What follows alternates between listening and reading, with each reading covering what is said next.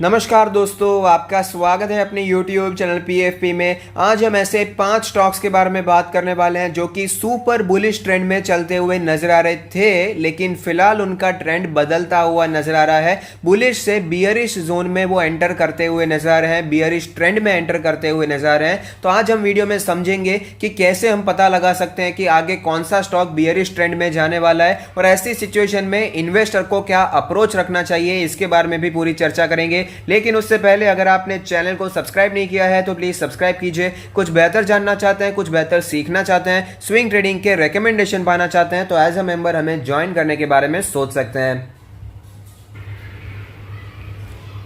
सबसे पहला स्टॉक है आईसीआईसीआई बैंक। आप देख पाएंगे शानदार रैली स्टॉक में हमें देखने को मिली है। पहले कुछ समय तो स्टॉक ने कंसोलिडेशन दिखाया, स्टॉक बहुत ही स्ट्रगल कर रहा था, जब बैंक निफ्टी भी स्ट्रगल करता हुआ नजर आ रहा था। लेकिन उसके बाद बैंक निफ्टी में जो भारी तेजी देखने को मिली अक्टूबर महीने के बाद, जो शानदार तेजी आई है, आप देख पाएंगे 350 के लेवल पर स्टॉक ट्रेड करा था और उस लेवल से ऑलमोस्ट 680 के आसपास तो स्टॉक पहुंच ही चुका था। और इसका ट्रेंड क्या था? बुलिश ट्रेंड चल रहा था। जब भी स्टॉक ऊपर जाता और जब भी गिरावट आती तो कहां पर सपोर्ट लेता था, आप चेक करते आइए। जो आपको ये पर्पल लाइन दिखाई दे रही है, जो 20 डेज का मूविंग एवरेज है, बार बार स्टॉक वहीं पर सपोर्ट लेता और वहां से रीट्रेड करने की कोशिश करता, वहां से एक तगड़ा बाउंस बैक हमें दिखाई पड़ता था। अब देख पाएंगे यहां पर भी कुछ ऐसा ही हुआ, यहां पर हमें एक बाउंस बैक दिखाई पड़ा, लेकिन उसके बाद ये ट्रेंड हमें टूटता हुआ नजर आया। यहां पर कंसोलिडेशन दिखाई दिया, पहले की तरह जो सुपर बुलिश ट्रेंड बना हुआ था वो टूटता हुआ नजर आया और स्टॉक हमें नीचे आता हुआ नजर आया।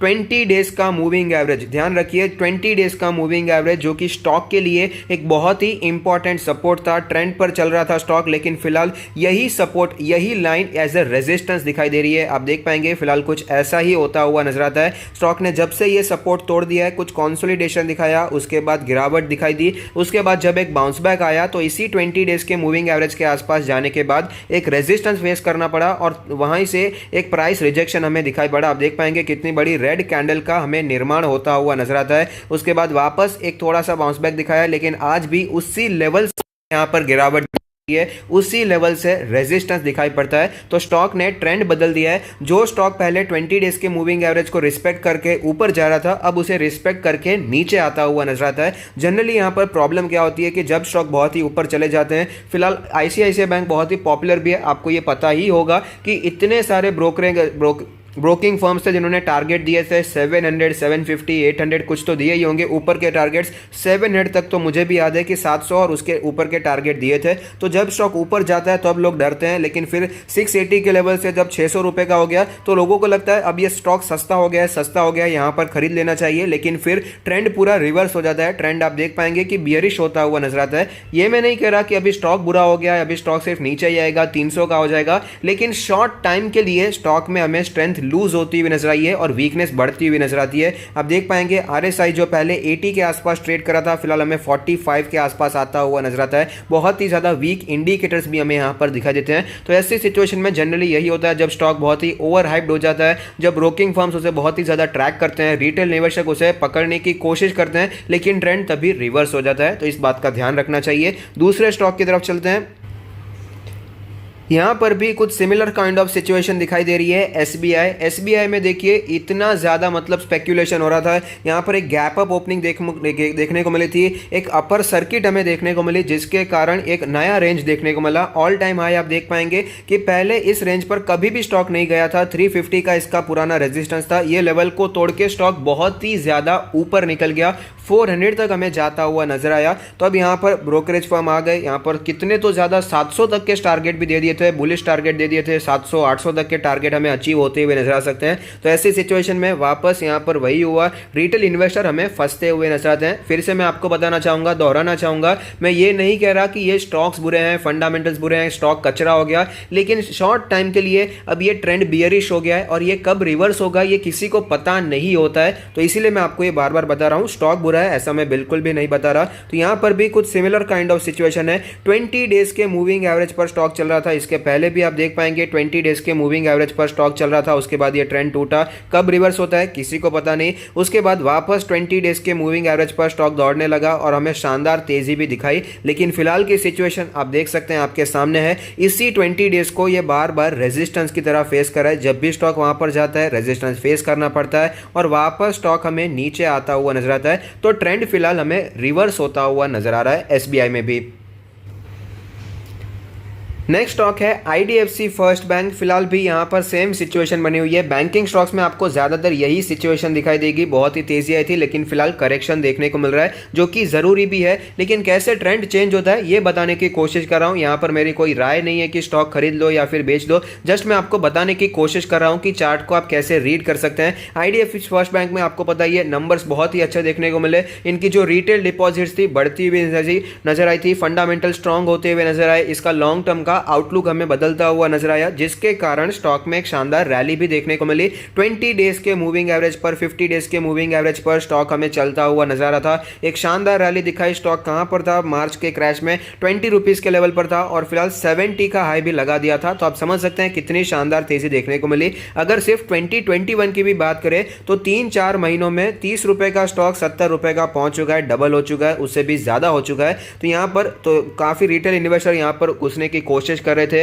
यहां पर न्यूज में चमक रहा था आईडीएफसी फर्स्ट बैंक। अब ये नेक्स्ट एचडीएफसी बनने वाला है। अच्छी बात है, बन सकता है। अगर वो कदम लेता है तो उसमें कोई गलत बात नहीं है। एचडीएफसी बन सकता है, उससे बड़ी बैंक भी बन सकता है। लेकिन ट्रेंड कैसा है ये भी देखना जरूरी है क्योंकि जनरली जब रिटेल इन्वेस्टर स्टॉक में एंटर होता है तो वो ये आशा रखता है कि जो रैली उसने देखी है वो रैली कंटिन्यू होनी चाहिए। लेकिन अगर वो रैली कंटिन्यू नहीं होती है तो फंडामेंटल्स को साइड में छोड़ देते हैं हम लोग और सिर्फ ये देखते हैं कि स्टॉक नीचे जा रहा है तो स्टॉक बुरा है, बेच देना चाहिए। ऐसा नहीं होना चाहिए, इसलिए ट्रेंड आपको सीखना चाहिए। तो आप देख पाएंगे उसी 20 डेज के मूविंग एवरेज को एज ए रेजिस्टेंस फेस कर रहा है और वापस स्टॉक हमें नीचे आता हुआ नजर आता है। तो यहाँ पर क्लियरली ट्रेंड रिवर्स होता हुआ नजर आता है और ट्रेंड कब वापस रिवर्स होगा, कब वापस बुलिश होगा, ये कोई भी बता नहीं सकता। नेक्स्ट स्टॉक है एसबीआई कार्ड्स। यहाँ पर भी कुछ सिमिलर काइंड ऑफ सिचुएशन आपको दिखाई देगी। आप देख पाएंगे कि यहाँ पर मार्च के क्रैश के बाद जब मार्केट में रिकवरी आई तो एसबीआई कार्ड अपने 20 डेज के मूविंग एवरेज पर चल रहा था। बहुत ही ब्यूटीफुली यहाँ पर सपोर्ट लेता था और वापस हमें यहाँ पर बाउंस बैक दिखाई देता था। लेकिन उसके बाद जब ये 20 डेज का मूविंग एवरेज टूट गया, जब उसके नीचे स्टॉक आ गया तो जब भी स्टॉक उसके ऊपर जाता तो रेजिस्टेंस फेस करता, वापस स्टॉक में गिरावट आती। और यहाँ पर तो आप देख पाएंगे कितना तगड़ा यहाँ पर हमें गिरावट दिखाई दी था, कितना तगड़ा रेजिस्टेंस दिखाई दिया। उसके बाद ब्रेकआउट भी आया, फिर से गिरावट आई। जब तक ये उसके ऊपर सस्टेन नहीं हुआ तब तक यहां पर हमें कोई भी मूवमेंट दिखाई नहीं दिया। ना ही स्टॉक ज्यादा ऊपर जा पा रहा था, ना ही स्टॉक ज्यादा नीचे आ पा रहा था। और ये 2-3 महीनों का कंसोलिडेशन रिटेल इन्वेस्टर को कंटाला आ जाएगा, उतना काफी होता है। तो रिटेल इन्वेस्टर यहां पर तो एग्जिट कर जाते हैं। उसके बाद एक शानदार रैली आई, फिर से 20 डेज का moving average age the support दिखाई दे रहा था। आप देख पाएंगे ट्रेंड पर स्टॉक चलता हुआ नजर आ रहा था। लेकिन फिलहाल ही स्टॉक ने वो ट्रेंड भी तोड़ दिया और आप देख पाएंगे फिर से स्टॉक हमें उसी जोन में आता हुआ नजर आता है। फिर से यहां पर बियरिश सेंटीमेंट बनता हुआ नजर आया। आप देख पाएंगे फिलहाल ही कि यहां पर जब आपने इस एवरेज को अप्रोच किया है तो वहां से तुरंत ही प्राइस रिजेक्शन दिखाई देता है। आज भी कुछ ऐसा ही देखने को मिला है। तो यहां पर भी वही दिखाई दे रहा है, प्राइस रिजेक्शन, ऊपर के लेवल से प्राइस रिजेक्शन दिखाई पड़ता है। नेक्स्ट शेयर है एस्ट्रल पॉलीटेक्निक। यहाँ पर भी ऐसी सिमिलर काइंड ऑफ सिचुएशन दिखाई दे रही है। बहुत ही अच्छा पैसा बनाया स्टॉक में हमने इन्वेस्ट करके। यहाँ पर कुछ ही समय में पैसा 3 गुना भी हो चुका है और ट्रेंड पर स्टॉक चल रहा था, एकदम आग लगी हुई थी स्टॉक में। 20 डेज के मूविंग एवरेज पर ही चलता हुआ नजर आता था। कई बार तो उससे पहले स्टॉक में हमें आग लगती हुई नजर आती थी। लेकिन फिलहाल बोनस के बाद थोड़ा सा सेंटीमेंट बदल गया और सेंटीमेंट बदलना भी चाहिए क्योंकि 90 डिग्री कभी भी कुछ नहीं होता। 90 डिग्री गिरावट भी नहीं होगी और 90 डिग्री तेजी भी नहीं आएगी। कंसोलिडेशन, गिरावट, करेक्शन, ये सब तो होने ही वाला है। तो एस्ट्रल पॉलीटेक्निक में भी कुछ ऐसा ही हो रहा है। आप देख पाएंगे जिस सपोर्ट पर ये चल रहा था अब वही सपोर्ट इसके लिए रेजिस्टेंस दिखाई दे रहा है। 20 डेज के मूविंग एवरेज से स्टॉक हमें वापस नीचे आता हुआ नजर आता है। तो ट्रेंड यहां पर रिवर्स होता हुआ नजर आता है। वीकली Q&A सेशन में कई बार लोगों ने पूछा कि एस्ट्रल में अभी गिरावट हो रही है, स्प्लिट भी हो चुका है, तो क्या खरीदे या ना खरीदे। तो मेरा मानना यही है कि अभी जो स्टॉक सुपर बुलिश होते हैं, जो कि 2 गुना, 3 गुना, 4 गुना हो गए हैं और उनका जब ये ट्रेंड बदल जाता है, जब ट्रेंड रिवर्स रिवर्स हो जाता है तो कोई पता नहीं लगा सकता कितना करेक्शन होगा, क्योंकि जितनी भी तेजी आती है तो कम से कम ऐसा सोचा रहता है कि जिन्होंने नीचे खरीद कर रखा होगा वो ऊपर के लेवल पर प्रॉफिट बुकिंग करने की एटलीस्ट कोशिश तो करेगा। तो ये प्रॉफिट बुकिंग कब तक चलेगा ये कोई बता नहीं सकता। तो 300% की तेजी आई है तो 30% का करेक्शन कोई बड़ी बात नहीं है, तो ये कुछ भी हो सकता है। इसीलिए जब तक ट्रेंड रिवर्स नहीं होता तब तक यहां पर हीरो बनने की कोशिश हमें नहीं करनी चाहिए। अब ये तो मैंने आपको बता दिया कि ट्रेंड कैसे रिवर्स होता है, आपको कैसे पता चलेगा। सिंपल सी बात है, यहां पर जो पहले ट्रेंड चल रहा था जिस भी मूविंग एवरेज पर, सिर्फ 20 डेज का नहीं है, कई बार स्टॉक 50 डेज के मूविंग एवरेज पर सपोर्ट लेकर ऊपर जाता है। ये अपने अपने अलग अलग स्टॉक का ये मूवमेंट होता है, ट्रेंड पर चलता है। लेकिन जब वो ट्रेंड टूट जाता है तो वही जो सपोर्ट होता है वो एज ए रेजिस्टेंस दिखा देता है। तो आप भी आगे अपने स्टॉक एनालाइज कर सकते हैं, आपको भी पता चल जाएगा कि कैसे स्टॉक हमें रेजिस्टेंस में आता हुआ नजर आता है। लेकिन ऐसी सिचुएशन में इन्वेस्टर को अप्रोच क्या रखनी चाहिए ये भी मैं आपको बताना चाहूंगा। मैंने आपके सामने थायरोकेयर का चार्ट लगाया। थायरोकेयर में भी शानदार तेजी हमें देखने को मिली। कुछ 500 रुपए का स्टॉक हुआ करता था जो कि भाग भाग के बहुत ही ज़्यादा ऊपर चला गया। कौन से लेवल तक?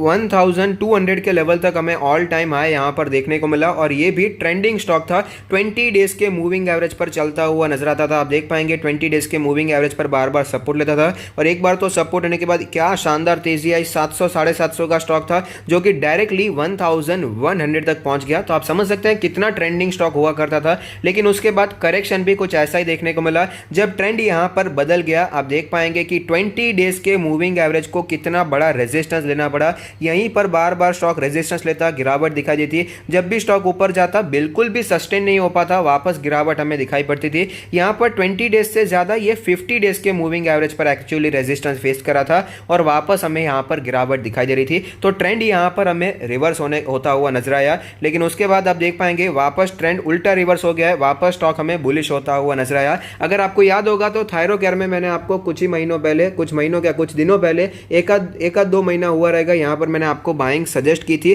कुछ 850 के आसपास का प्राइस रेंज था, 850 900 के जोन में, इसी जोन में मैंने आपको बाइंग सजेस्ट की थी। एग्जैक्ट डेट मुझे अभी याद नहीं है। तो वहां पर मैंने आपको सजेस्ट क्यों की थी? क्योंकि मुझे पता था स्टॉक अच्छा है, स्टॉक में वैल्यू आ चुकी है। तो जो लॉन्ग टर्म के इन्वेस्टर होते हैं उन्हें ट्रेंड नहीं देखना, उन्हें देखना है स्टॉक में वैल्यू दिखाई दे रही है या नहीं। अगर आपको स्टॉक में वैल्यू दिखाई दे रही होती है तो वहां पर आपको खरीदारी करनी चाहिए, क्योंकि ये ट्रेंड है। टेक्निकल एनालिसिस ट्रेंड के हिसाब से चलता है, लेकिन बाद में जब ये सब बदल जाता है फंडामेंटल्स काम में आते हैं। अगर आप एक लॉन्ग टर्म के इन्वेस्टर हैं, अगर आपको कंपनी पर भरोसा है, तो ये भी पता होगा कि कंपनी आगे आने वाले समय में अच्छा परफॉर्म करेगी, तो तभी अगर आपको वैल्यू दिखाई दे रही है तो वहां पर आपको इन्वेस्ट करना चाहिए। तो थायरोकेयर में भी मैंने आपको यही सजेस्ट किया था, तब भी इसमें बियरिश ट्रेंड ही बना हुआ था, स्टॉक गिरावट पे ही चल रहा था, लेकिन इन्वेस्टिंग के लिए एक बहुत ही अच्छा मौका था, इसलिए मैंने आपको सजेस्ट किया। और आप देख सकते हैं उसके बाद एक शानदार तेजी हमें देखने को मिली, स्टॉक एकदम से हमें ऊपर जाता हुआ नजर आया।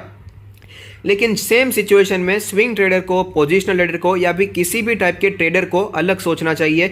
जो ट्रेडर होता है उसे ट्रेंड देखना है, और ट्रेंड बियरिश चल रहा है तो वहां पर ध्यान में रखना है कि यहां पर एंटर नहीं करना है। यहां पर जब तक ट्रेंड बियरिश है तब तक हमें भी बियरिश ही रहना चाहिए, तब तक हीरो बनने की कोशिश नहीं करनी चाहिए कि मुझे लग रहा है कि स्टॉक ऊपर चला जाएगा, ऐसा नहीं करना चाहिए। जो ट्रेंड चल रहा है, जो दिखाई दे रहा है, उसे ही हमें ट्रेड करना चाहिए। तो दोनों अप्रोचेस होते हैं, आप क्या है आप पे डिसाइड है। अगर आप एक इन्वेस्टर हैं तो अगर आपको वैल्यू दिखाई दे रही हो तो ट्रेंड देखे बिना इन्वेस्ट करें, लेकिन अगर आप एक स्विंग ट्रेडर हैं तो वैल्यू आपसे कोई संबंध नहीं रखता, आपको ट्रेंड देखना चाहिए। जब तक ट्रेंड बियरिश है तब तक एंटर करने का कोई भी मतलब दिखाई नहीं देता है। तो आई होप ये वीडियो आपको पसंद आया होगा। अगर आपको ये वीडियो पसंद आया है तो लाइक कीजिए, शेयर कीजिए, कमेंट कीजिए, सब्सक्राइब कीजिए, मुझे मोटिवेट कीजिए। Thank you, stay happy, happy investing.